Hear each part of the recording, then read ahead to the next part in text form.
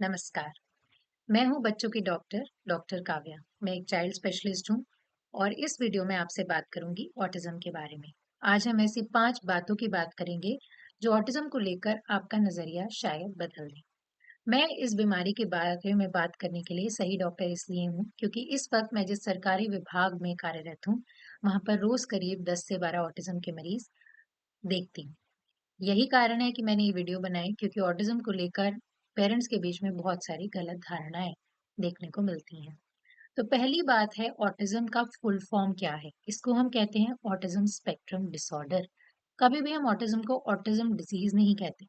इसका कारण ये है कि ये कोई बीमारी नहीं है, ये एक न्यूरो डाइवर्सिटी का पार्ट है। ये बच्चा सिर्फ एक दूसरे बच्चे से कुछ अलग है। हमें इसको ठीक नहीं करना है, हमें सिर्फ इसे normal day to day activities करने लायक बनाना है। हमें अगर इसके साथ और प्रॉब्लम्स जैसे कि sleep issues, eating issues, hyper activity, self injurious behaviour ये सब एसोसिएटेड है तो इन पे काम करना है। धीरे धीरे बच्चे को समझाने से ही इसका निवारण हो जाएगा। कई बार दवाइयों की जरूरत भी पड़ सकती है, उसके लिए आप अपनी डॉक्टरी सलाह ले सकते हैं। दूसरी बात, ऑटिज्म को कहते हैं ऑटिज्म स्पेक्ट्रम डिसऑर्डर। ये एक स्पेक्ट्रम है। तो कल मेरे ओपीडी में एक मदर आई। मैंने पूरा आधे घंटे उसका पूरा डायग्नोसिस बनाने लगाने के बाद उनको बताया कि आपके बच्चे को ऑटिज्म है और घबराइए मत, इसका इलाज पूरी तरह संभव है। लेकिन उन्होंने कहा कि मेरा बच्चा तो एक जगह बैठता ही नहीं है, इधर उधर दौड़ता रहता है। और मेरी एक दोस्त जिसके बच्चे को ऑटिज्म डायग्नोज हुआ है वो गुमसुम सा एक ही कोने में बैठा रहता है। तो इन दोनों ही बच्चों को कैसे ऑटिज्म हो सकता है? तो जी हाँ, इन दोनों ही बच्चों को ऑटिज्म हो सकता है और इसकी बेटर जांच आपके डॉक्टर ही कर सकते हैं। इसका कारण ये है कि ऑटिज्म एक बच्चा दूसरे बच्चे से बिल्कुल अलग हो सकता है। यही कारण है कि इसको ऑटिज्म स्पेक्ट्रम डिसऑर्डर कहा जाता है, ना कि केवल ऑटिज्म। तीसरी बात ये है कि ऑटिज्म के लक्षण बचपन में दिख सकते हैं, लेकिन हो सकता है कि आप उन्हें मिस कर दें।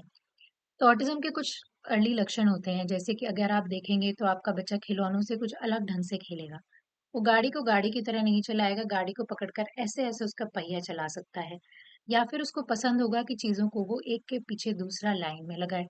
उसको आपसे कोई चीज़ माँगनी होगी, तो वो दूर उँगली करके कभी नहीं माँगेगा। वो आपका उँगली पकड़ के आपको वहाँ तक लेके जाएगा या वो सिंपली कुछ कहेगा ही नहीं।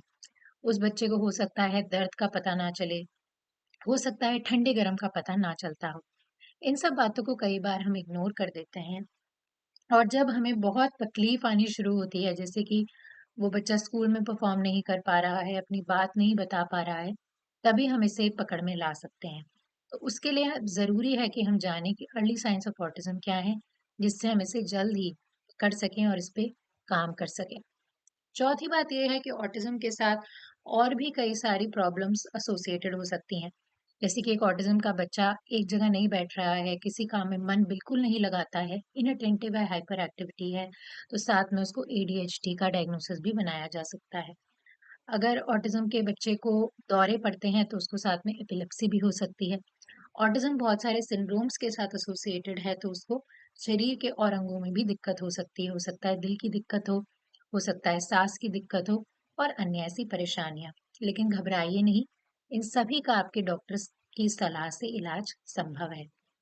आखिरी बात, ऑटिज्म लोगों को हमें बदलना नहीं है, उन्हें सिर्फ हमें सपोर्ट करना है। ये बात सबसे इम्पोर्टेंट है क्योंकि ये एक बीमारी नहीं है, हम इसका इलाज नहीं कर रहे हैं। ये सिर्फ एक कंडीशन है, ये एक न्यूरो डाइवर्सिटी है। हमें इन बच्चों को नॉर्मल रोजमर्रा की जिंदगी में कैसे इन्वॉल्व करना है, इस पे काम करना है।